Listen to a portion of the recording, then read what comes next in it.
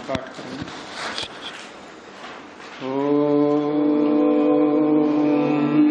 सहना भवतु सहनौ भुनक्तु सह वीर्यं करवावहै तेजस्विनावधीतमस्तु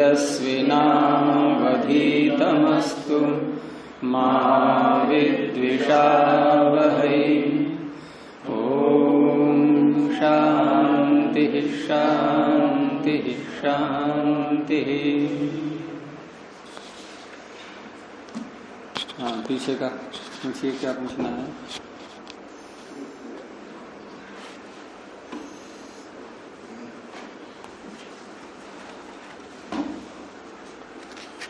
पीछे जल्प का सूत्र हुआ था।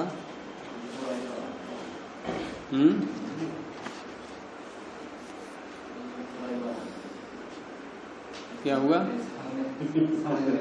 तो जितना समझ में नहीं आया उतना पूछो, कहाँ किधर से, उसी को ले लेंगे।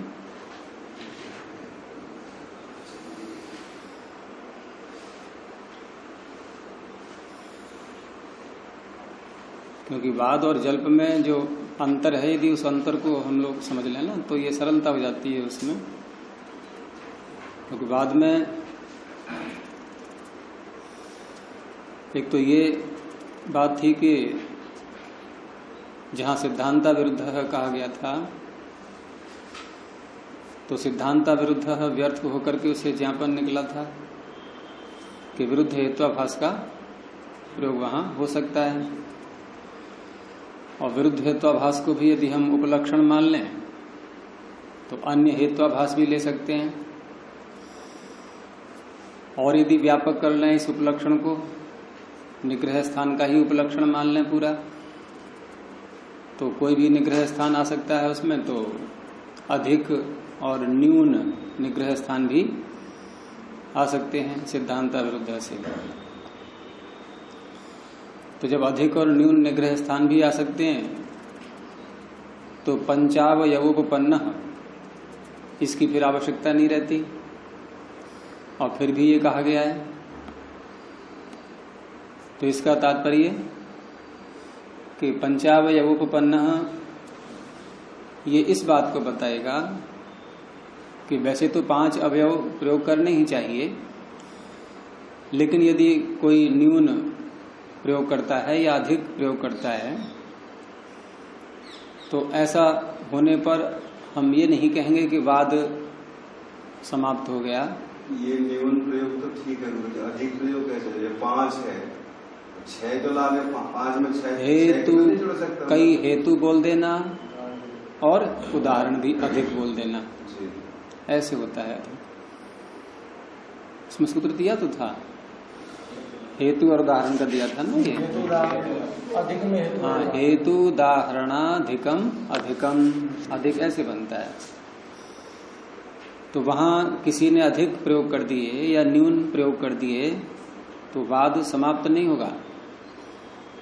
और दूसरी बात, अधिक और न्यून प्रयोग कर दिए तो हम उसको ये नहीं कहेंगे कि आप ऐसा मत कीजिए, सही तरह से प्रयोग करें, अधिक और न्यून प्रयोग न करें, ये भी नहीं कहेंगे उससे।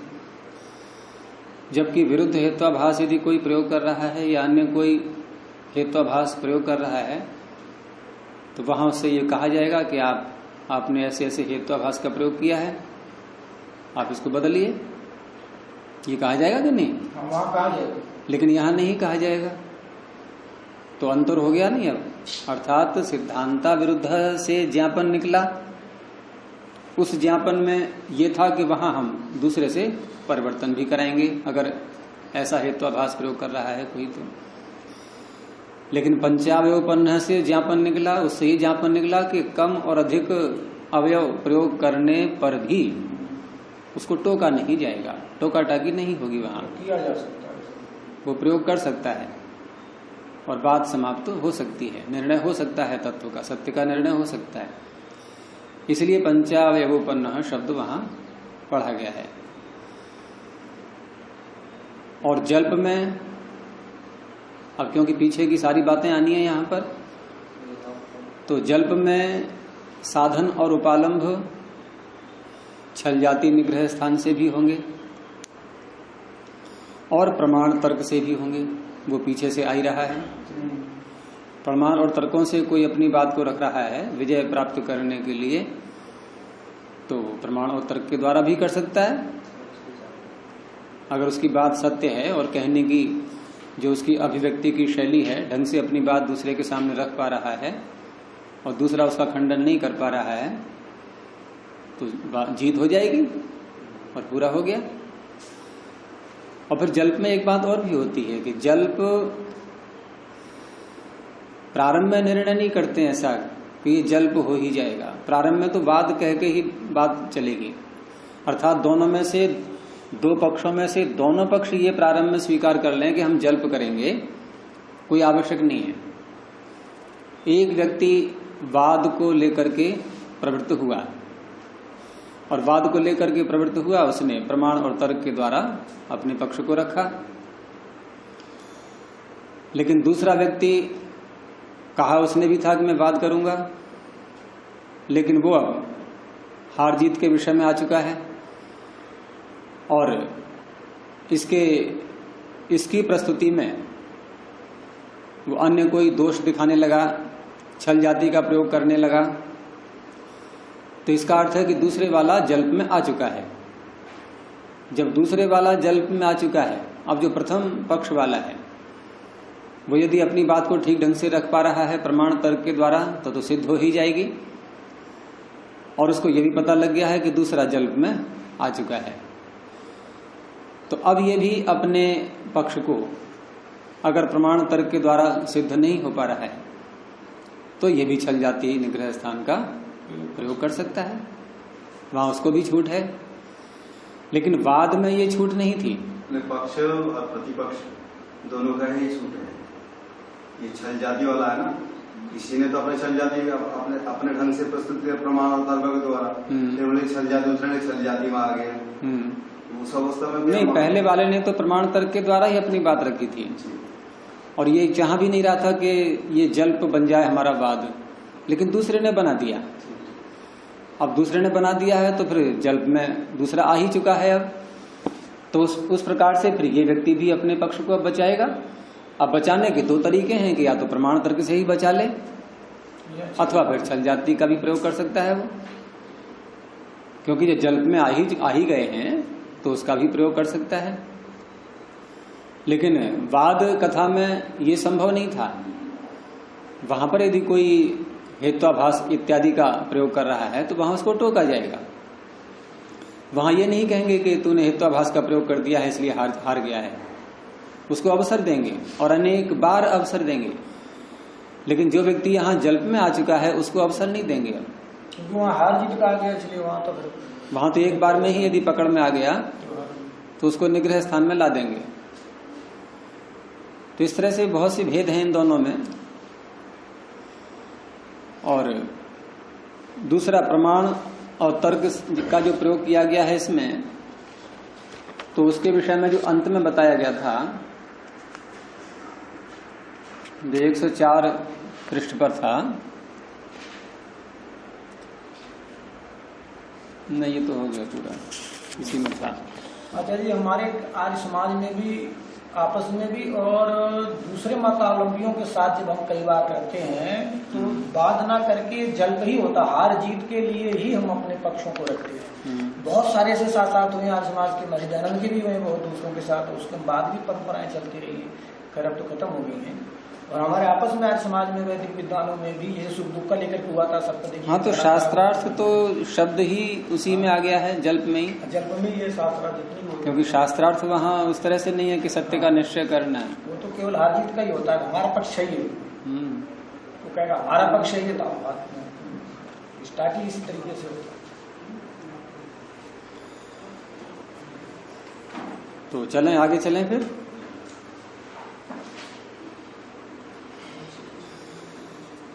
आगे वितंडा का दिया है विवरण। 3 प्रकार की कथाएं बताई थी, वाद, जल्प और वितंडा। तो वितंडा का सूत्र बोलेंगे, स प्रतिपक्ष स्थापनाहीनो वितंडा। प्रतिपक्ष की स्थापना से हीन, और स जो कहा है स माने वह कौन? जल्प। और जल्प में यथोक्तोपन्न कहा गया था। तो इस तरह से पीछे की सारी बातें यहाँ आ रही हैं, वाद वाली भी और जल्प वाली भी। अब उसी में से हम एक विशेषता को ले रहे हैं यहाँ कि वाद में पक्ष और प्रतिपक्ष दोनों होते हैं, पक्ष प्रतिपक्ष परिग्रहो वादः। और जल्प में भी पक्ष और प्रतिपक्ष दोनों होंगे। अब यहाँ पर जो सह से पीछे का सारा ले लिया है, तो पीछे का सारा लेने पर भी क्योंकि आगे उसका एक विशेषण बना रहे हैं प्रतिपक्ष स्थापना ही न, तो फिर पक्ष प्रतिपक्ष दोनों हो ये इसमें नहीं होगा। और प्रतिपक्ष में भी यह है कि प्रतिपक्ष वैसे तो वितंडा वाले का प्रतिपक्ष होता है, वितंडा वाले का पक्ष क्या होता है कि दूसरे का खंडन करना, दूसरे का खंडन करना, ये तो उसका पक्ष है ही, लेकिन प्रकट नहीं करता है वो इस बात के लिए। और अपने पक्ष को यदि उसने बोल भी दिया है तो उसकी हेतु और उदाहरण के द्वारा स्थापना नहीं की है उसने। तो प्रतिपक्ष स्थापना हीन, प्रतिपक्ष की स्थापना से हीन, स्थापना शब्द का यहाँ ज्यादा महत्व है कि प्रतिपक्ष यदि उसने अपना पक्ष बोल भी दिया है लेकिन स्थापना यदि नहीं की है और केवल सामने वाले के खंडन में ही प्रवृत्त हो रहा है तो वो वितंडा की श्रेणी में आ जाएगा। प्रतिपक्ष तो कहलाएगा ही कहलाएगा, लेकिन उसने अपनी उस पक्ष की स्थापना नहीं की है। प्रतिपक्ष इसलिए बोल रहे हैं इसको, पक्ष क्यों नहीं बोलते? पक्ष तो दूसरे सपक्ष हीनो वितंडा, ये भी तो कह सकते हैं, लेकिन स्थापना नहीं की, पक्ष तो है उसका। सपक्ष स्थापना हीनो वितंडा। प्रतिपक्ष किसे कहते हैं? दूसरे वाले को। दूसरे वाले को। तो दूसरा क्यों है? पहला वाला भी तो हो सकता है। तो पहले वाले ने स्थापना की है ना अपने पूरा पंचायत। क्यों? पहला वाला भी ऐसे बहुत से लोग आ सकते हैं जो आपसे कोई बात करने आया, आपकी मान्यता का उसके पहले से पता कभी रहा होगा कि ऐसे ऐसे मानते हैं ये, सोचा चलो आज उनका खंडन करेंगे, आपके पास आया कि आपसे बात करनी है, और अपना पक्ष नहीं रखा उसने और सीधे हमला करना। लेकिन गुरु जी प्रतिपक्ष तभी तो बन कहलाएगा ना जब पहले पक्ष हो, पहले एक बात रखी जाए। मैं रखूंगा ना कि परमात्मा निराकार। मेरा प्रश्न यही तो था, मेरा प्रश्न यही है कि हम यहाँ पर इसको पक्ष क्यों न ले लें, वितंडा वाले को प्रतिपक्ष ही क्यों लें? पक्ष कहते हैं प्रारंभ वाले को, प्रारंभ वाले को वादी कह लो। वादी तो वादी भी तो वैतंडिक हो सकता है या नहीं? वादी नहीं हो सकता। क्यों? उसने अपनी बात को स्थापित किया ना उसने। नहीं, उसने स्थापित नहीं किया, उसने आपका खंडन प्रारंभ किया है। नहीं, वो तो प्रतिपक्ष हो गया ना, जो प्रतिपक्ष जो वैतंडिक हो सकता है। नहीं, बात सुनिए पहले। जो व्यक्ति आपकी बात का खंडन कर रहा है और आपसे पूछा नहीं है आपकी मान्यता क्या है, उसको पता है पहले से, उसको पहले से पता है कि ये इस मान्यता को मानने वाले हैं, मानते हैं। हाँ, और आपके पास आया और सीधा आपका खंडन प्रारंभ कर दिया। जब खंडन प्रारंभ कर दिया तो वादी ही तो है वो। अभी आपको तो अवसर ही नहीं दिया गया बोलने के लिए। वो तो अपने आप बड़बड़ा रहा है, कोई बात थोड़ी हुई। वही मैं कह रहा हूँ। तो ऐसा भी होता है, ऐसा भी हो सकता है, लेकिन फिर वो ये नहीं कह रहा है। ऐसा भी होता है, लेकिन प्रायः ये कभी कभी होता है ऐसा। प्रायः ऐसा होगा कि पहले कोई व्यक्ति अपनी बात रखेगा, वो पक्ष हो गया, और दूसरा अपने पक्ष की स्थापना न करते हुए आपका खंडन प्रारंभ कर देगा, तो वो प्रतिपक्ष हो जाएगा फिर। इसलिए प्रतिपक्ष शब्द को यहाँ ले लिया है। जो बात प्रायः होती है उसको सूत्र में ले लिया कि प्रतिपक्ष स्थापना ही न। तो भाष्य देखिए, स जल्पो वितंडा भवति, वह जल्प जिसकी लक्षण पीछे हो गया उसी को वितंडा कहेंगे। किम विशेषण, कौन से विशेषण वाला? तो कहा प्रतिपक्ष स्थापनया हीन, प्रतिपक्ष की स्थापना से हीन, रहित, तृतीया है। ये हीन क्या है? हीन शब्द क्या है ये?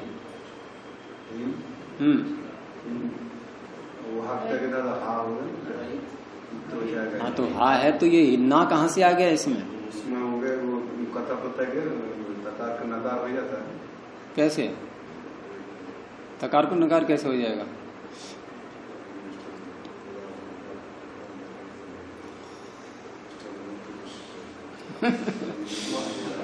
ये नकार तकार ही है, नकार कैसे होगा? तकार तो तो मैंने पूछा था आपसे। क्योंकि रेफ और दकार से नहीं है। देखो धातु है ओहाक। धातु पूरी कैसी है? ओहाक। ओहाक में दो अनुबंध हैं, ओ और ककार। रह गया हा, तो ओ की इत संज्ञा हुई है इसमें। तो जिन धातुओं में ओ की इत संज्ञा होती है उससे उत्तर हम जब निष्ठा प्रत्यय लेंगे तो उसको नकार हो जाएगा। और ये निष्ठा के तकार को नकार करने का एक अलग ही प्रकरण है पूरा 8वें अध्याय में। प्रदाभ्याम निष्ठा तो नः पूर्वस्य च दः, इसी प्रकरण में सूत्र आ रहा है ओदितश्च। ओदित होने से नकार हो गया और कित होने से ईकार हो जाएगा। घुमास्था गापा जातसाम हली वो ईद्यति, उससे ऊपर वाला ऊपर से हाँ घुमास्था गापा नहीं आ तो गया इसमें जहाती, घुमास्था गापा जहाती साम हली, इससे ईकार हो जाएगा। तो हीन, अब हीन क्योंकि निष्ठांत है ये, इसलिए इसमें तृतीय आ गई। प्रतिपक्ष स्थापनया हीन, अर्थात ऐसा होता है वितंडा कि जो प्रतिपक्ष की स्थापना से हीन हो। यानी जल्प यदि प्रतिपक्ष की स्थापना से हीन हो गया है तो उसको वितंडा कहेंगे।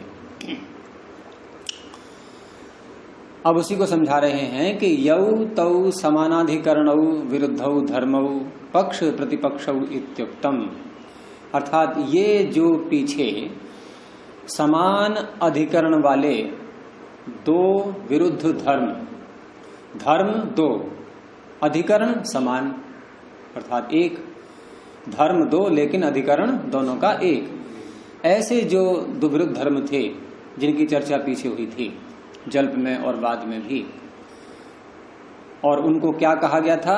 पक्ष और प्रतिपक्ष।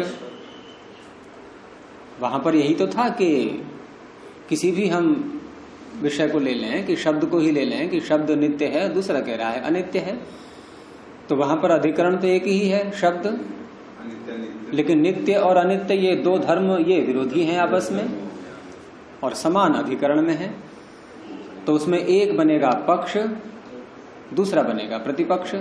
अगर नित्य को पक्ष कह दिया तो अनित्य वाला प्रतिपक्ष बन जाएगा। तो इस तरह से पक्ष प्रतिपक्ष इत्युक्तम, ये जो पीछे कहा है, तयोः उन दोनों में से, पक्ष और प्रतिपक्ष में से एक तरम, उनमें से एक, वैतंडिकः न स्थापयति इति, अर्थात उन दोनों पक्षों में से एक पक्ष को वैतंडिक, अब एक पक्ष कौन सा होगा? वो तो वही मैंने कहा था कि पक्ष भी हो सकता है, वो प्रतिपक्ष भी हो सकता है, दोनों में से कोई भी हो सकता है। तो उन दोनों में से एक पक्ष को वैतंडिको न स्थापयति, वैतंडिक उसकी स्थापना नहीं करता। इति, इसलिए परपक्ष प्रतिषेधे नैव प्रवर्तते, वह दूसरे के पक्ष का प्रतिषेध करने के लिए ही प्रवृत्त हो रहा है, अपने पक्ष की स्थापना नहीं कर रहा है। तो जब इस तरह से इन्होंने सूत्र ये अर्थ किया तो आक्षेपकर्ता को एक अवसर मिल गया आक्षेप करने के लिए, क्योंकि अर्थ से क्या निकल रहा है कि पक्ष और प्रतिपक्ष में से किसी एक की स्थापना नहीं की गई, पक्ष की स्थापना नहीं की गई या प्रतिपक्ष की स्थापना नहीं की गई। लेकिन स्थापना शब्द से यहां इन्होंने क्या ले लिया कि उसको बोला नहीं, पक्ष को नहीं बोला। स्थापना का मतलब क्या? स्थापित करना, यानी कि बोल देना, और प्रतिपक्ष को नहीं बोला, दोनों में से किसी एक को नहीं बोला। तो जब नहीं बोला है तो फिर आक्षेपकर्ता ने कहा कि फिर आपके सूत्र में जो है अधिक इतना बड़ा करने की क्या आवश्यकता है, केवल सूत्र बनाया जाए, अस्तु तर्हि स प्रतिपक्ष हीनो वितंडा। स्थापना शब्द को हटा करके भी आपका अर्थ निकल आएगा, जिस अर्थ को आप लेना चाह रहे हैं कि पक्ष और प्रतिपक्ष में से एक को स्थापित नहीं किया है, अर्थात एक को स्थापित नहीं किया तो उसे एक से हीन है, तो एक से हीन है तो प्रतिपक्ष से हीन है, बस स्थापना शब्द की क्या आवश्यकता है। स प्रतिपक्ष हीनो वितंडा। तो कहा कि नहीं ऐसा नहीं है। यद वै खलु तत्पर प्रतिषेध लक्षणम वाक्यम, तत्पर प्रतिषेध लक्षणम वाक्यम स वैतंडिकस्य पक्षः। अर्थात ये जो दूसरे का प्रतिषेध करने वाले लक्षण से युक्त जो उसका वाक्य है, दूसरे का खंडन कर रहा है वो, तो खंडन करते समय कुछ बोलेगा, वाक्य नहीं बोलेगा। तो ये जो उसने वाक्य बोला है दूसरे के खंडन के स्वरूप वाला, खंडनात्मक जो वाक्य बोला, वही वैतंडिक का पक्ष है। वो इसी उद्देश्य को लेकर के आया कि दूसरे को मुझे हराना है, तो हराने के लिए वाक्य तो बोलेगा खंडनात्मक, वो खंडनात्मक वाक्य ही उसका पक्ष बनेगा। न तो असौ साध्यम कंचिद अर्थम प्रतिज्ञाय स्थापयति इति। वो दूसरे के लिए खंडनात्मक वाक्य तो बोल रहा है, पक्ष तो उसका है, पक्ष का विरोध नहीं है यहाँ पर, पक्ष तो उसका रहेगा। कौन सा पक्ष रहेगा? दूसरे का खंडन करना, ये पक्ष तो है, लेकिन अपने पक्ष की उसने स्थापना नहीं की है। न तो असौ साध्यम कंचित अर्थम, किसी सिद्ध करने के लिए, सिद्ध करने योग्य किसी अर्थ को वो प्रतिज्ञा करके उसकी स्थापना नहीं करता है। अब यहाँ दो बातें हैं, प्रतिज्ञाय, प्रतिज्ञा भी करेगा, यानी प्रतिज्ञा वाक्य बोले, और प्रतिज्ञा वाक्य बोले और उसके बाद उसकी स्थापना करे। कैसे करते हैं स्थापना? हेतु बोल करके। तो उसने हेतु भी प्रस्तुत नहीं किया, अथवा प्रतिज्ञा ही नहीं बोली, दोनों बातें हैं। प्रतिज्ञा ही नहीं बोली तो हेतु बोलने की आवश्यकता ही नहीं है, और प्रतिज्ञा बोल भी दी है तो हेतु नहीं बोला। दोनों ही अवस्थाओं में उसने स्थापना नहीं की, तो इसलिए स्थापना शब्द का यहां पर प्रयोग किया है। अगर केवल हम ये कहेंगे प्रतिपक्ष हीन, तो हीन नहीं है, वो केवल हीन नहीं है। क्यों नहीं है हीन? क्योंकि उसको दूसरे के पक्ष का खंडन करना है, तो पक्ष तो है उसका, पक्ष से युक्त है, हीन नहीं है, लेकिन स्थापना से हीन है, स्थापना से पक्ष तो है, इसलिए स्थापना को लाना आवश्यक है, पक्ष तो उसका है। तस्माद यथा न्यासम एव अस्तु, इसलिए जैसा सूत्र है वैसा ही रहेगा, उसमें कोई दोष नहीं है। यथा न्यासम एव अस्तु इति। तो ज्यादा इसकी व्याख्या नहीं है, बहुत सरल है ये प्रक्रिया वितंडा की, और ये भी बहुत प्रयोग चलता है व्यवहार में। व्यवहार में जो है बहुत से व्यक्ति आपको ऐसे मिल जाएंगे जो आपकी बात को तो खंडित करेंगे, लेकिन स्वयं क्या मान्यता है उसको छिपाए रखेंगे, अपनी मुट्ठी नहीं खोलेंगे। तो हमें क्या चाहिए उस काल में? उस काल में हमें कैसे हम दूसरे से कहें कि आप बताइए तो आप क्या मानते हो, आप क्या मानते हो, उससे पूछें हम। और यदि उसने अपनी मान्यता बता दी तो हम उसको वैतंडिक नहीं रहने देंगे। अब भले ही वो जल्प में आ जाए, वैतंडिक से जल्प में ही आएगा, एकदम तो बात में नहीं आएगा वो। कहां तो वो आपका खंडन करना प्रारंभ कर दे और कहां फिर ये कहे कि चलो मैं तत्व का निश्चय करूंगा, अब ये तो नहीं संभव है। वो जल्प में उसको लाना चाहिए, उसके पक्ष को खुलवा करके और जल्प में उसको ले आए हम, ये हमारी कुशलता है। और नहीं तो वो खंडन कर रहा है और हम उसके आक्षेपों का उत्तर देने में लगे हुए हैं, और उससे पूछा ही नहीं तुम क्या मानते हो। तो इसका अर्थ हमें ही नहीं बात करनी ढंग से आ रही है। कई बार जैसे हमारी आपकी बात हो रही है, कोई बीच में कोई आप किसी बात हो रही है, मैं बीच में ही बोल करके जो है वो, हाँ, दोनों में से किसी एक का खंडन करना प्रारंभ कर देगा, ऐसा भी हो जाता है। तो तुरंत उससे पूछेंगे पहले आप अपनी बात को स्थापित करो कि आप क्या मानते हो। और एकदम ऐसा नहीं उसने आक्षेप किया और हम उत्तर देने लगे, वो शैली न्याय के विरुद्ध कहलाएगी, क्योंकि हो सकता है हम ना उत्तर दे पाए। अब वो भी अपनी बात स्थापित नहीं कर पाया, हमारी बात भी खंडित हो गई, हम यूं ही मारे गए बीच में वैसे ही। तो पहले उसको हम कहलवाएं कि आपकी क्या मान्यता है। तो इस तरह से ये कथा के 3 भेद, वाद, जल्प और वितंडा इति त्रिभिः सूत्रैः कथा लक्षण प्रकरणम। 3 सूत्रों के द्वारा ये कथा का लक्षण हो गया। इसको हमको जानने की बात ये है कि अब हमें सावधान रहना चाहिए। पहली बात तो वैतंडिक कोई आ जाए तो उसको पक्ष निकलवाना चाहिए, और फिर वो तत्व वाला है तो उसके साथ वैसी बात, हाँ, उससे वैसे बात करें। वो यदि भूल कर रहा है कहीं उसको बता दिया जाए। लेकिन अगर कोई जल्प में आ गया है तो हमें भी सामदान दंड भेद लगा करके हमें भी जल्प में आना चाहिए। और इसीलिए जल्प और वितंडा को यहाँ तक कहा था ना, सूत्र में आया था उसमें कि तत्वाध्यवसाय संरक्षणार्थम जल्प वितंडे बीज प्ररोह संरक्षणार्थम कंटक शाखा वर्णवत, ये सूत्र इसीलिए है। तो इनसे रक्षा भी की जाती है। अब क्रम प्राप्त, क्रम कहाँ से देखेंगे हम? प्रथम सूत्र में जो पदार्थ गिनाए गए हैं, प्रमाण, प्रमेय, संशय, प्रयोजन, दृष्टांत, सिद्धांत, अवयव, तर्क, निर्णय, वाद, जल्प, वितंडा, यहां तक हो गए। अब क्या आएगा? हेत्वाभास। कितने और रह गए हैं? छल, जाति, 3 और रह गए अभी। इनके हेत्वाभास के अतिरिक्त 3 और हैं, कुल मिलाकर के 4 हैं। तो हेत्वाभास का अब लक्षण प्रारंभ कर रहे हैं। तो पहले भूमिका बनाई उसकी कि हेतु लक्षण अभावात अहेतवः हेतु सामान्यात हेतुवद आभासमानः। अर्थ यहां से प्रारंभ करेंगे। हेतु सामान्यात, हेतु सामान्य होने से। क्या अर्थ हुआ? हेतु के समान होने से। जो हेतु प्रस्तुत किया जा रहा है वो हेतु के समान ही है। जो शैली होती है हेतु प्रस्तुत करने की, पंचमी विभक्ति ला करके साध्य को बोलने के बाद, प्रतिज्ञा बोलने के बाद जैसे हेतु बोलते हैं वैसे ही बोला जा रहा है। ठीक है।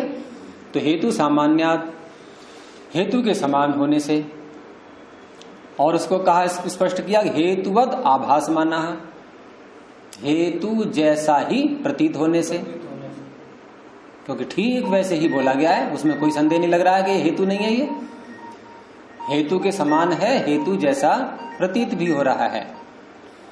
परंतु हेतु लक्षण अभावात, ये जो प्रारंभ में आया है शब्द, हेतु के लक्षण का उसमें अभाव है। क्या होता है हेतु का लक्षण? क्या होता है हेतु का लक्षण? रवि, क्या होता है हेतु का लक्षण? हेतु क्या करता है? उदाहरण साधर्म्यात् साध्य साधनम हेतु। उदाहरण के समान धर्म को लेते हुए और साध्य को सिद्ध करने वाला, अर्थात मुख्य बात है उसमें साध्य को सिद्ध करने की क्षमता, उस क्षमता का होना, वो क्षमता जिसमें है वो हेतु है। कौन सी क्षमता? साध्य को सिद्ध करने की। तो ये हेतु है। अब वो लक्षण यहां नहीं घटेगा हेत्वाभास में, अर्थात हेत्वाभास आपको हेतु के समान दिखाई देगा, हेतु जैसा प्रतीत होगा, परंतु हेतु के लक्षण का उसमें अभाव होगा। तो हेतु के लक्षण का अभाव होने से कि वो साध्य को सिद्ध नहीं कर पा रहा है। उदाहरण तो आगे आएगा, अभी तो समझना है, केवल हेत्वाभास की व्याख्या कर रहे हैं केवल।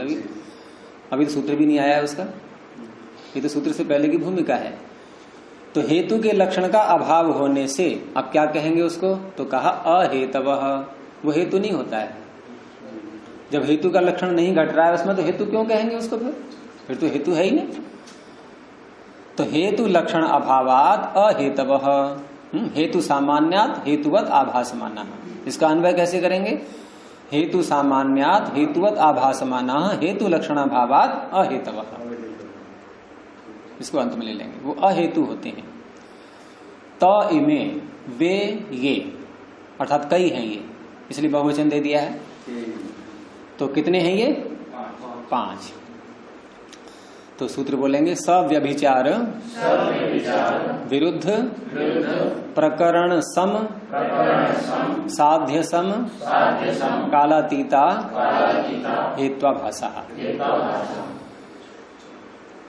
अगर हेत्वाभास शब्द को प्रत्येक के साथ जोड़ें, इसमें 4 संख्या आगे लिख लेना सूत्र के आगे, इसमें है नहीं छपी हुई, 4 नंबर सूत्र है ये दूसरे अन्य का। तो हेत्वाभास शब्द को यदि प्रत्येक विशेषण के साथ बोलेंगे तो कैसे बोल जाएगा? सव्यभिचार हेत्वाभास, ऐसे ही विरुद्ध हेत्वाभास है, प्रकरण सम हेत्वाभास, साध्य सम हेत्वाभास और कालातीत हेत्वाभास। अब ये जो शैली आपको दिखाई दे रही है, ये जो सूत्र अभी बोला गया है, ये किस में कहा जाएगा? उद्देश्य लक्षण परीक्षा की दृष्टि से किस में है ये? तो उद्देश्य है। ये उद्देश्य है। उद्देश्य लक्षण और परीक्षा, ये उद्देश्य है। आप लोग कहोगे उद्देश्य तो प्रथम सूत्र में आ गए सारे, नहीं तो लेकिन उद्देश्य के अवान्तर भेद भी तो कहीं कहीं आते हैं। उसको हम ये भी कह देते हैं कि उद्देश्य का विभाग। तो उद्देश्य का विभाग भी उद्देश्य ही होता है, क्योंकि उद्देश्य का तात्पर्य है नाम निर्देश पूर्वक कथन करना, बस और कुछ नहीं।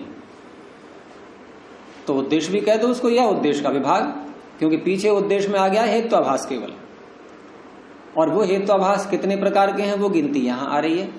तो उद्देश्य का विभाग ही तो है ये, अर्थात उद्देश्य ही है ये।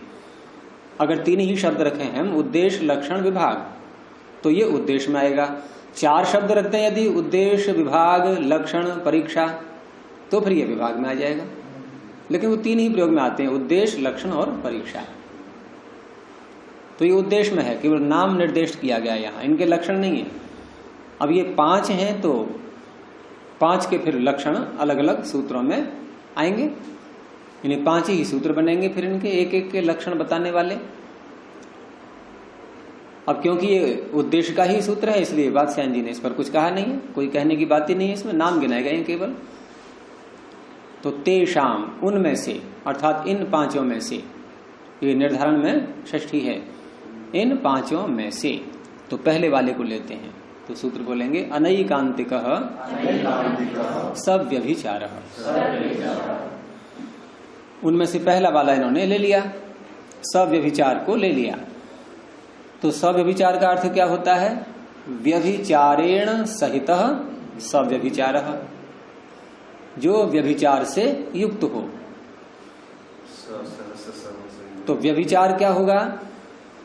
4 चल धातु से बनता है, गति अर्थ में आती है, चलना, गति करना, ये 4 हो गया। और अभिचार, चारों ओर चलना, अभी माने चारों ओर चलना, ये अभिचार हो गया। वी और लगा दिया, चारों ओर चल तो रहा है लेकिन विरुद्ध चल रहा है, नियम के विरुद्ध चल रहा है, नियम के विरुद्ध चलना, ये हो गया व्यभिचार। और उस व्यभिचार से जो युक्त है उसे कहेंगे सव्यभिचार। क्योंकि लोक में भी तो हम किसी पुरुष को, व्यक्ति को जब व्यभिचारी बोलते हैं तो वहां भी यही अर्थ निकलता है कि भाई जो सामाजिक मर्यादा है, पति पत्नी का आपस में संबंध होना, और उसमें जो विरुद्ध अभिचरण कर रहा है, अन्य स्थान पर भी गमन करता है, तो वहां पर उसको व्यभिचारी शब्द से बोल देते हैं। ऐसा ही यहां पर है कि जो हेतु प्रतिज्ञा में जो साध्य धर्म है उसको सिद्ध करने के लिए वादी ने या प्रतिवादी ने प्रस्तुत किया, अब वह हेतु ये ठीक है कि उस साध्य धर्म को भी सिद्ध कर रहा है, लेकिन वो उस साध्य धर्म के विरुद्ध है, अर्थात जो विपक्ष में उदाहरण आएंगे उनमें भी पहुंच रहा है, उनको भी सिद्ध कर रहा है। तो ऐसा हेतु कहा जाएगा सव्यभिचार। लेकिन यहां दिया है इसका विशेषण अनैकांतिकः। अब अनैकांतिकः शब्द से आपकी समझ में आ जाएगा, यहां जो अंत शब्द है इसमें, इसको शब्द को बनाएंगे कैसे? अंत शब्द से यहां पर अंतिक, लेकिन अंत के साथ हम पहले एक का समास करेंगे, अंत के साथ एक जोड़ेंगे एकांत, फिर न के साथ जोड़ेंगे न एकांत अनेकांत, अनेकांत से फिर बनाएंगे अनैकांतिकः। तो पहले अंत का अर्थ यहां क्या किया गया है, तो जो अर्थ वात्स्यायन जी ने किया है या जो भी टीकाकारों ने किया है वो अर्थ है इसका पक्ष। अंत का अर्थ यहां पर पक्ष प्रकरण के अनुसार, क्योंकि यहां और कोई अर्थ नहीं घटेगा। यहां अंत का अर्थ हो गया पक्ष। अब आप यूं कहो कि अंत का अर्थ पक्ष कैसे निकल आया, तो निकल आएगा, कोई बात नहीं है भाई। कोई भी हेतु जब कहीं चरितार्थ हो जाए तो उसका अंत हो गया कि नहीं, अब काम पूरा हो गया। कोई भी हेतु चरितार्थ हो जाए, हो गया नहीं अंत। तो हेतु चरितार्थ कहां होता है, हेतु का काम क्या है, साध्य को सिद्ध करना, और साध्य को सिद्ध उसने कर दिया तो चरितार्थ हो गया, अंत हो गया उसका, नहीं। अब साध्य को सिद्ध कहां करते हैं, पक्ष में। तो पक्ष में जब किसी हेतु ने साध्य को सिद्ध कर दिया तो चरितार्थ हो गया, अंत हो गया उसका। तो पक्ष ही तो उसका अंत है। पक्ष में जाकर के हेतु ने अपने को चरितार्थ करके अपनी समाप्ति कर दी, हो गया उसका अंत। तो हेतु का अंत कहां जाकर के हुआ, पक्ष में, तो पक्ष ही उसका अंत है, ऐसे अर्थ निकल आएगा इसका। तो अंत का अर्थ हो गया पक्ष, ठीक है। अब एक अंत एकांत, एक ही जगह जिसका, अर्थात एक ही पक्ष हो जिसका, एक ही पक्ष है यदि जिसका, तो उसे कहेंगे एकांत है। यानी कि अपने पक्ष में ही साध्य धर्म को सिद्ध करता है ये, विपक्ष में साध्य को सिद्ध नहीं करता, अपने ही पक्ष में। और जो हेतु एकांत, यानी एक ही पक्ष न हो जिसका, और भी किसी स्थान में जाकर के और अपना कार्य करने लगा, साध्य को सिद्ध करने लगा अन्यत्र जाकर के भी, तो क्या कहेंगे कि देखो इसका एक ही अंत नहीं है, इसका एक ही पक्ष नहीं है, और भी हैं, तो क्या कहेंगे उसको फिर, अनेकांत। एक से अधिक हो गया ना। अपने पक्ष में तो साध्य को सिद्ध कर रहा है, लेकिन अन्यत्र जाकर के भी काम कर रहा है वो, विरोधी पक्ष में जाकर के भी वहां भी साध्य धर्म को सिद्ध कर रहा है। तो ऐसा हेतु हेत्वाभास कहलाएगा। क्योंकि जो हेतु विपक्ष में जाकर के भी साध्य की सिद्धि करने लगे तो उससे कभी भी हमारा साध्य सिद्ध नहीं हो सकता, क्योंकि वहां पर व्याप्ति अव्यभिचरित होनी चाहिए। वहां व्याप्ति व्यभिचरित हो जाएगी, फिर आपको उदाहरण में सारी बातें समझ में आएंगी। इसलिए पहले मैंने यहां पर अनैकांतिक शब्द का अर्थ खोला है कि ऐसा हेतु जिसका केवल एक ही पक्ष न हो, अन्यत्र भी जो पहुंच जाएगा उसे कहेंगे अनैकांतिक। ऐकांतिक जो नहीं है, और होना चाहिए ऐकांतिक, नियम के अनुसार ऐकांतिक होना चाहिए, लेकिन वो अन्यत्र भी जा रहा है, इसलिए अनैकांतिक। इसका एक अर्थ और करेंगे, वो बाद में करेंगे अभी। अब देखिए भाष्य को कि व्यभिचार, व्यभिचार क्या है, पहले उसको अर्थ खोल रहे हैं कि एकत्र अव्यवस्थिति, एक स्थान में व्यवस्थिति न होना, एक ही स्थान में न टिकना, ये क्या हो गया, व्यभिचार। तो यही तो अर्थ लेते हैं लोक में, एकत्र अव्यवस्थिति, एक स्थान पर नहीं टिक रहा है। सह व्यभिचारेण वर्तते, ऐसा ही तो पीछे अर्थ किया था अभी कि व्यभिचारेण सह या सहितः स व्यभिचारः। तो सह व्यभिचारेण वर्तते इति स व्यभिचारः, जो व्यभिचार के साथ व्यवहार कर रहा है, विद्यमान है, वो स व्यभिचार। निदर्शनम, अब इसका उदाहरण देते हैं, वहां स्पष्ट हो जाएगा। तो उदाहरण में ध्यान से समझते रहना इसको कि नित्यः शब्द, पीछे हमारा अब तक क्या चला था, अनित्यः शब्द।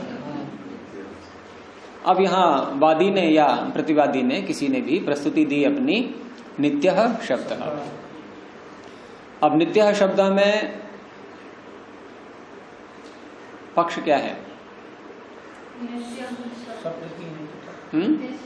शब्द की नित्यता। एक चीज बोलो, दो शब्द बोल रहे हैं, नित्य शब्द। शब्द की अनित्य। इसमें पक्ष क्या है? शब्द की नित्यता। नहीं, नित्य शब्द। इन दोनों में से आपको चुनना है, इन दोनों शब्दों में से कि पक्ष क्या है, नित्य या शब्द? नित्य। पक्ष शब्द भी कहा किसी ने, यानी पक्ष है नित्य। अच्छा, पक्ष किसे कहते हैं? वो तो साध्य का अर्थ हो गया।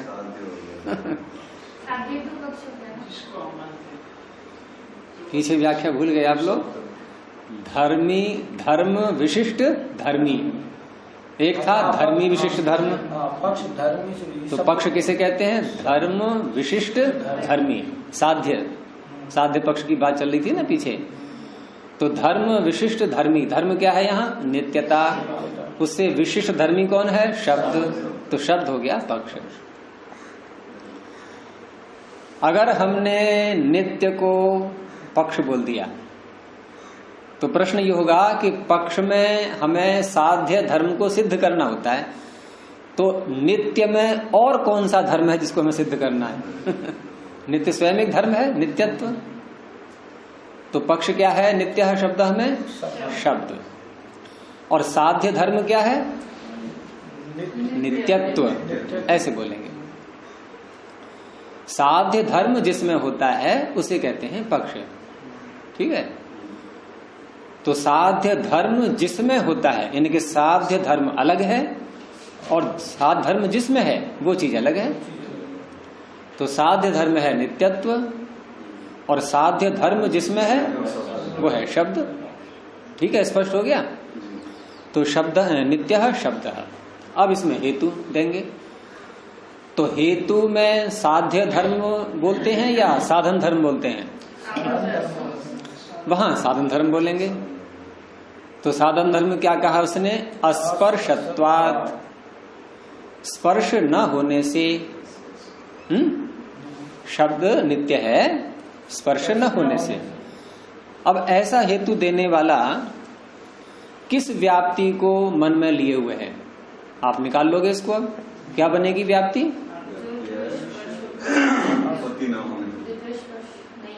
यहाँ उत्पत्ति शब्द कहाँ है? फिर देखो आप, नित्य शब्द अस्पर्शत्वात्, वाक्य मत भूलो बिल्कुल भी। इन्हीं में से पकड़ना है। व्याप्ति क्या बनेगी? पूजा व्याप्ति क्या बनेगी? वैधर्म से बनेगी व्याप्ति। क्यों बनेगी वैधर्म से? आप साधन से स्पर्श से उदाहरण नहीं मिलेगा। देखो, व्याप्ति बोलना बहुत सरल होता है। कैसे? तुरंत हेतु से अपनी बात प्रारंभ कर दो। पहले हेतु बोल दो और फिर साधर्म बोल दो। व्याप्ति में हमेशा ध्यान रखो, अगर हमें साधर्म से देना है तो पहले हम हेतु को दोबारा बोलते हैं जहां जहां शब्द बोल करके। हेतु क्या था? अस्पर्शत्वात्। तो जहां जहां स्पर्श होता है, ये हमने हेतु दोबारा बोल दिया नहीं? अब वहां वहां नित्यत्व होता है। बहुत सरल है व्याप्ति बोलना। व्याप्ति तुरंत बन जाती है। हेतु से प्रारंभ कर दो अपनी बात के लिए, व्याप्ति बन गई। और वैधर्म से बोलेंगे तब भी हेतु को पहले ही बोलेंगे।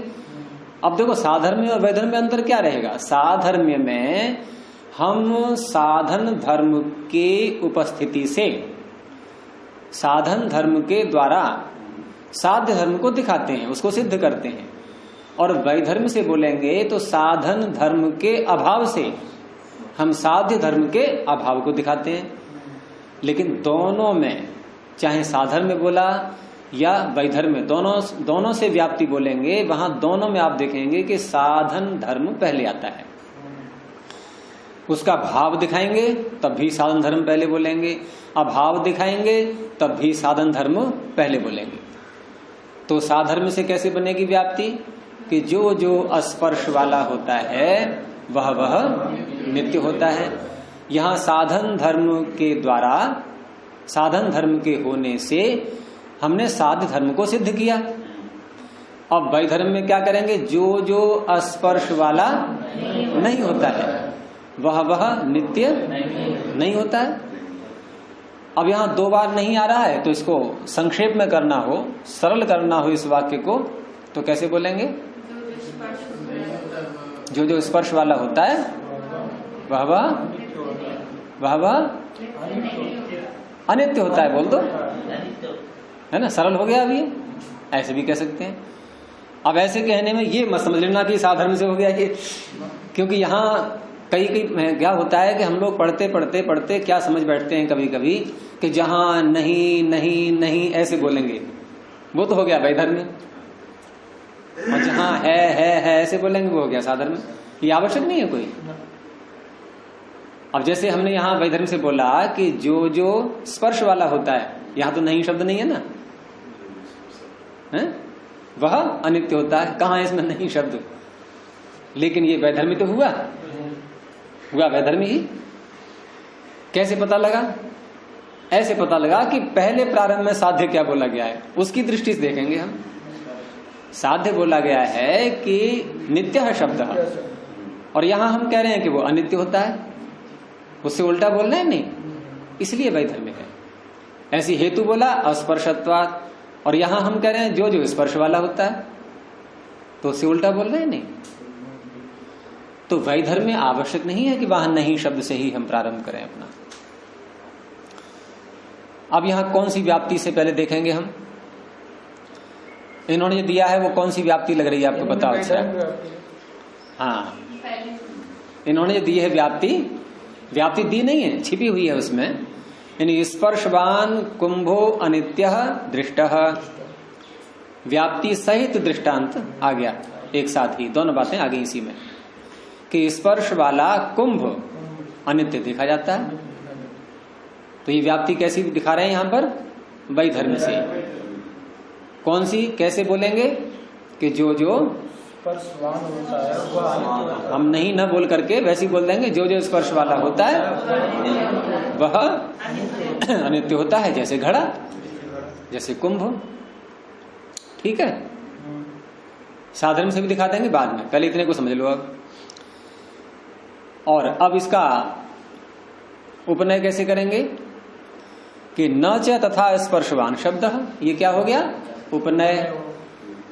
कि जैसा ये घड़ा है स्पर्श वाला होने से ये हमने देखा अनित्य है, तो न च तथा स्पर्शवान शब्द, शब्द वैसा नहीं है। कैसा? स्पर्श वाला। घड़े के समान शब्द नहीं है, तो घड़े के समान शब्द नहीं है। ठीक है, तो अब यहां पर जब निगमन बोलेंगे तो निगमन का प्रकार एक ही होता है, ये ध्यान रखना हमेशा। व्याप्ति चाहे साधर्म से दिखाई जाए अथवा वैधर्म से दिखाई जाए, परंतु निगमन एक ही स्वरूप से रहेगा। कैसा होता है निगमन? कि हेतु को दोबारा बोल करके और प्रतिज्ञा को दोबारा बोलते हैं। हेत्वोपदेशात् प्रतिज्ञायाः पुनर्वचनम निगमनम। तो हेतु क्या था यहां पर? अस्पर्शत्वात्, और साध्य क्या है? नित्य है शब्द पूरा। तो इस तरह से यहां पर हेत्वोपदेशात् प्रतिज्ञायाः पुनर्वचनम, लेकिन उसमें प्रारंभ में एक शब्द और जोड़ देते हैं। कौन सा? तस्मात्। तस्मात् का अर्थ क्या है? इसलिए। तस्मात् अस्पर्शत्वात् नित्य शब्द। अब आपको प्रतिज्ञा से लेकर के और निगमन तक कहीं कोई त्रुटि दिखाई दे रही है क्या प्रस्तुति में? कुछ नहीं, बहुत बिल्कुल सही दिखाई दे रहा है कि बिल्कुल न्याय दर्शन की शैली के अनुसार बोला गया है। या कोई कमी दिख रही है? कुछ नहीं कमी है। और क्या निर्णय हो गया अंत में? अब तस्मात् अस्पर्शत्वात् नित्य शब्द। शब्द नित्य सिद्ध हो गया कि नहीं? और अब तक क्या पढ़ा था हम लोगों ने? शब्द कैसा होता है? नित्य या अनित्य? तो यहां तो नित्य सिद्ध हो गया कि नहीं? तो इसीलिए पीछे कहा था कि हेतु सामान्यात्, हेतु के समान है ये। कौन सा हेतु है? अस्पर्शत्वात्। हेतु के समान है कि नहीं है? हेतुवत् आभासमानः, हेतु के समान प्रतीत हो रहा है बिल्कुल, लेकिन एक चीज इसमें नहीं है, हेतु लक्षण अभावात्। इसमें हेतु के लक्षण का अभाव है, वो दिखाएंगे आगे अब कि हेतु के लक्षण का अभाव कैसे है। कि दृष्टांत क्या दिया गया था? स्पर्श वाला होने से कुंभ अनित्य है। ये दृष्टांत था। दृष्टांत है तो वैधर्म से ही, लेकिन वैधर्म से दृष्टांत होने पर भी दृष्टांत में क्या बातें होती हैं? दो। दृष्टांत में, उदाहरण में दो बातें कौन सी होती हैं जिनसे दृष्टांत बनता है? साधन धर्म के द्वारा साध्य धर्म को सिद्ध कर चुके होते हैं पहले ही, प्रत्यक्ष के रूप में होता है दृष्टांत हमेशा। यानी किसी स्थान पर हमने साधन धर्म से साध धर्म को सिद्ध कर लिया है।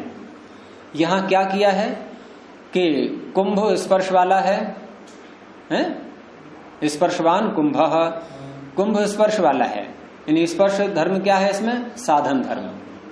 और अनित्य दृष्ट, अनित्य उसको हमने देख लिया है।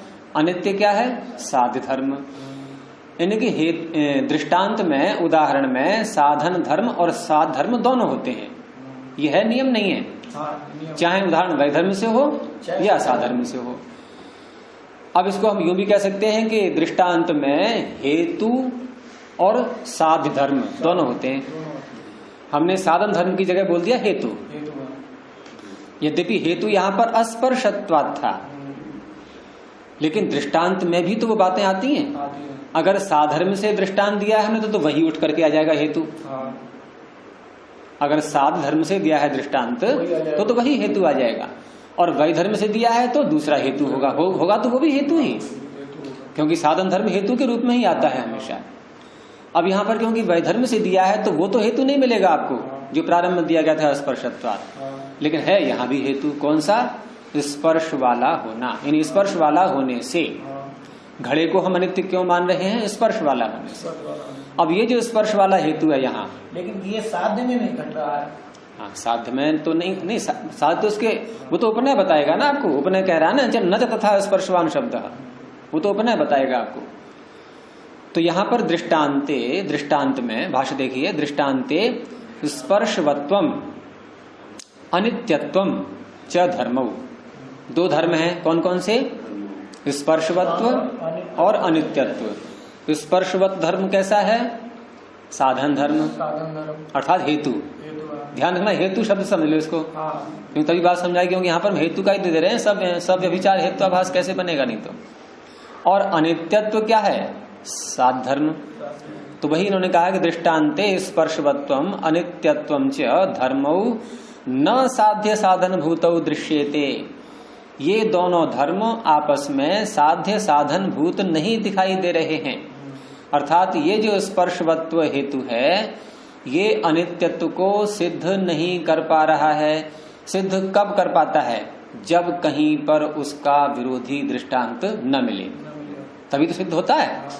लेकिन इसका विरोधी दृष्टांत तैयार बैठा हुआ है। कौन सा? स्पर्शवांश्च अणुर नित्यः।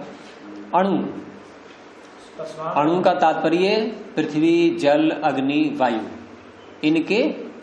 इनका प्रारंभ का कण। पृथ्वी जल अग्नि वायु, आकाश को तो यहां नहीं ले पाएंगे, आकाश कोई कण थोड़ा ही है। पृथ्वी जल अग्नि वायु, इनका प्रारंभ का कण वो क्या है? अणु।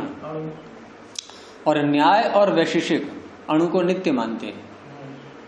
सांख्य की दृष्टि से आप देखेंगे तो वो सत्वर स्तंभ पर पहुंचेंगे, और सत्वर स्तंभ से अणु से बहुत पीछे को है। अणु से पीछे यहां पर फिर तन्मात्र पे पहुंचेंगे, वहां से अहंकार पहुंचेंगे, अहंकार से महत पर पहुंचेंगे, महत से प्रकृति पर, सत्वर स्तंभ पर पहुंचेंगे। वो सांख्य की प्रक्रिया में है। लेकिन इन्होंने यहां पर अणु को नित्य मान लिया है, क्योंकि ये व्यावहारिक शास्त्र हैं दोनों, और सृष्टि काल की घटनाओं को ही बता रहे हैं। अब क्यों कहा इन्होंने नित्य अणु को? क्योंकि संपूर्ण सृष्टि काल में ये अणु नित्य ही तो रहेंगे। पृथ्वी जल अग्नि वायु ये सदा रहेंगे नहीं सृष्टि काल में, तो इनके अणु भी सदा रहेंगे। इनका जो मूल कारण है अणु, वो भी सदा रहेंगे। तो नित्य है नहीं है, सृष्टि काल में नित्य है।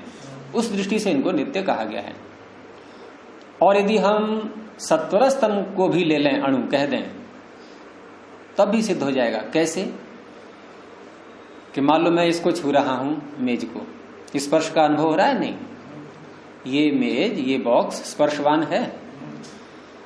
अब स्पर्शवान है तो हम कह सकते हैं कि इनका जो सबसे आद्य कण है सत्वर स्तंभ, वो भी स्पर्शवान है। वो भी स्पर्श। कैसे होगा सिद्ध? क्योंकि वो आद्य कण नहीं, क्योंकि कार्य में कारण के ही गुण आते हैं। कारण के गुण आते हैं। अगर सत्वर स्तंभ स्पर्शवान न हो तो उनसे बनी मेज ये स्पर्शवान हो जाएगी? नहीं होगी। सूत्र आएगा वैशिक में, कारण गुण पूर्वक कार्य गुणो दृष्ट। कार्य में यदि अगर वस्त्र सफेद है तो धागे सफेद ही होंगे। इसलिए कारण में यदि स्पर्शवान धर्म, स्पर्श धर्म न हो तो कार्य में कभी नहीं आएगा।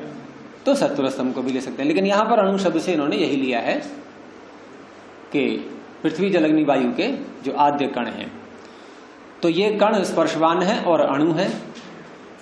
तो स्पर्श वाला होने से घट को अनित्य बताया गया था, और वही स्पर्श धर्म अणु में है लेकिन वो नित्य है। तो स्पर्शवान होना ये जो हेतु दिया गया था, ये हेतु व्यभिचरित हो गया कि नहीं?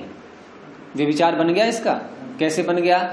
कि ये अनित्य घट में भी है और नित्य अणु में भी है।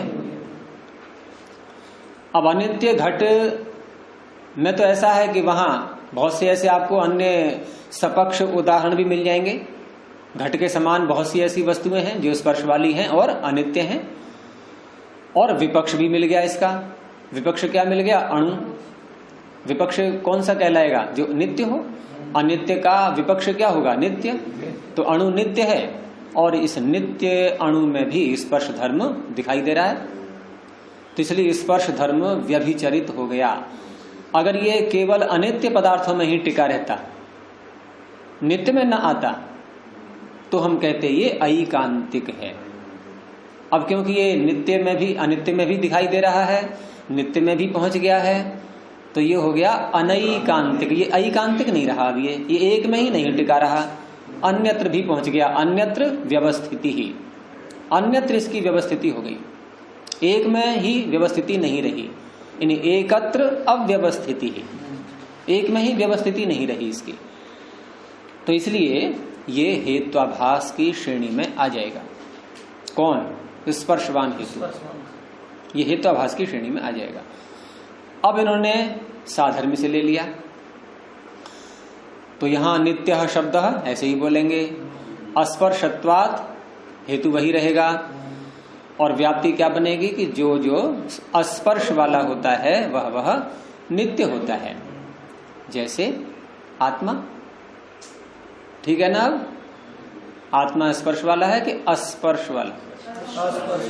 आत्मा का भी स्पर्श नहीं होता, और नित्य है या अनित्य? नित्य है। तो जैसे शब्द को कहा गया शब्द भी नित्य है अस्पर्श वाला होने से, जैसे आत्मा। तो आत्मा के द्वारा, आत्मा के दृष्टांत को दे करके हमने शब्द को नित्य सिद्ध किया। तो आत्मा दौच दृष्टांते, आत्मा आदि का जब दृष्टांत देंगे तो ये साधर्म से ही तो आएगा। और उसका सूत्र भी द्वारा दोहरा दिया ना, उदाहरण साधर्म्यात् साध्य साधनम हेतु। जब उदाहरण में भी वही धर्म हो जो हमने प्रतिज्ञा में लिया है और जो हेतु में बोला है, तो हेतु में अर्थात उदाहरण के धर्म को लेकर के जब हम हेतु प्रस्तुत करते हैं तो ऐसा हेतु साधर्म से कहलाएगा। और उदाहरण में जो धर्म है वो हेतु में न हो, उससे विपरीत हम धर्म को लेते हैं हेतु में, तो वो वैधर्म से हेतु कहलाता है। उसका दूसरा सूत्र आगे निकल ही गया था पीछे। जैसे एक तो ये था उदाहरण साधर्म्यात् साध्य साधनम हेतु, दूसरा क्या था? तथा वैधर्म्यात् तथा वैधर्म्यात्। तो हेतु दोनों प्रकार से बन जाएगा। उदाहरण में उस धर्म को लेते हुए हेतु में प्रस्तुत करना, ये साधर्म से हेतु हो गया। और उदाहरण में विपरीत धर्म को दिखाना है हमें, ऐसा मान करके हम हेतु दे रहे हैं, अब ये वैधर्म से हो जाएगा। तो ये साधर्म से हो गया। अब यहां पर ये व्यभिचार कैसे दिखाएंगे कि इति अस्पर्शत्वात् इति हेतु हो।